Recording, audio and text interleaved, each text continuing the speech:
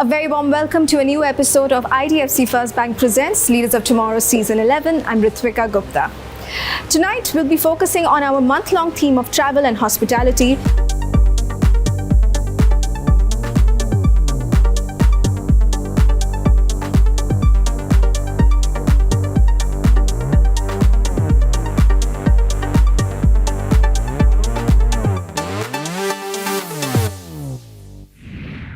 Thank you, Vishal, for joining us today on Leaders of Tomorrow.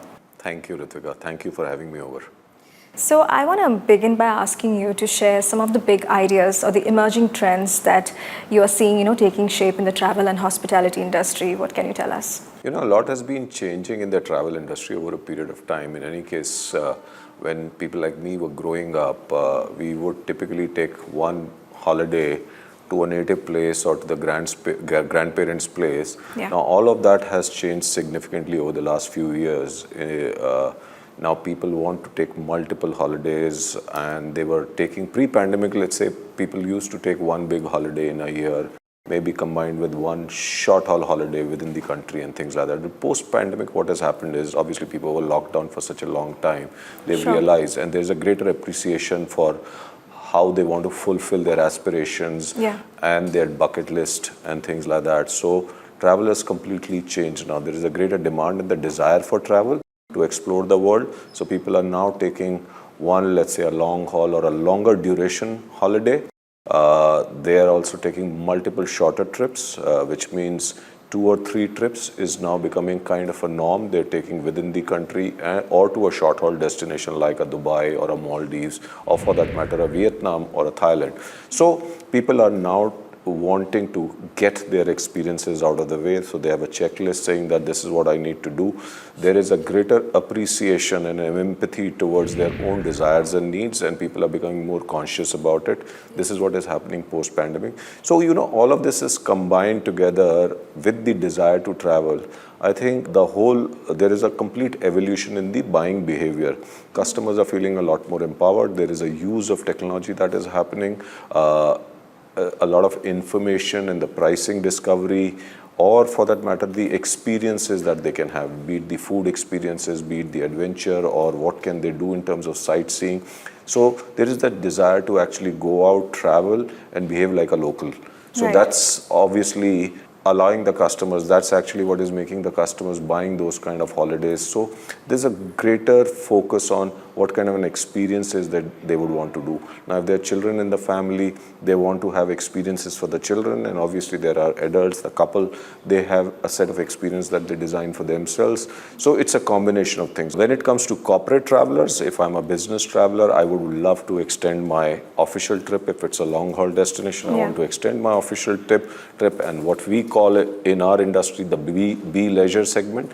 So people are extending their trips to explore the destinations. So normally business trips are to a specific destination or a city. They want to explore the surrounding areas. So that is what is happening on that side.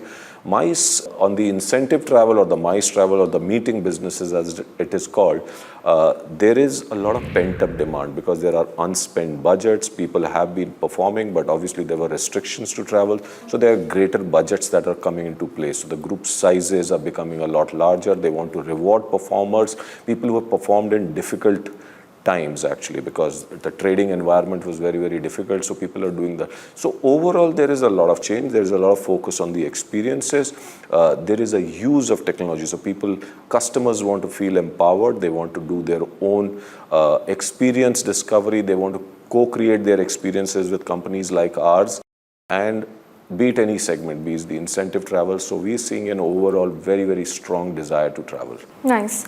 So I'm also keen to understand how SOTC is partnering with travel and hospitality partners to also enhance customer experience. What can you tell us about that? See, our business is such that we have to work with the aviation partners, be it the airlines, or for that matter, the hospitality chains. But we were one of the first companies during the pandemic. And you must understand that a lot of our customers today are very aware, and we're talking about that is because they're seeing so much available, so much of information. There's a greater appreciation for things like safety, sustainability, sustainable travel, and things like that. So we were the first company during the pandemic to conceptualize an overarching safe travel program, which was called the Trav Shield, where we actually worked with the the Marriott Safe Travel Program and the Accor Safe Program. So these were two of our hotel partners. We worked with a combination of airlines.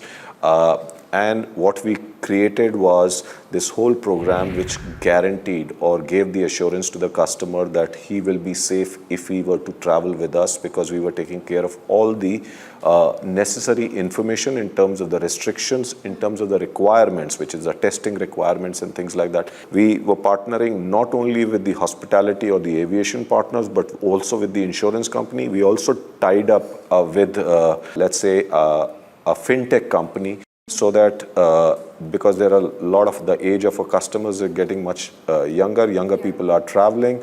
So we were allowing them things like book now and pay later. So those easy EMI options. So we tied up with a fintech company. So we put the whole thing together as a part of this whole Trav Shield, which was a safe travel program. And this program was done in association with Apollo Clinics. So Apollo Clinics came in as a healthcare partner, the aviation companies, the hospitality companies, the insurance company, and the fintech company. So we created this as a program together. So that's what we did. Nice. If you can also talk to us about the Green Carpet Initiative, and of course, if there are any other environmental initiatives that SOTC is taking up. See, sustainability, customers now want sustainability. I think it's more the product owners who are taking steps towards being more sustainable.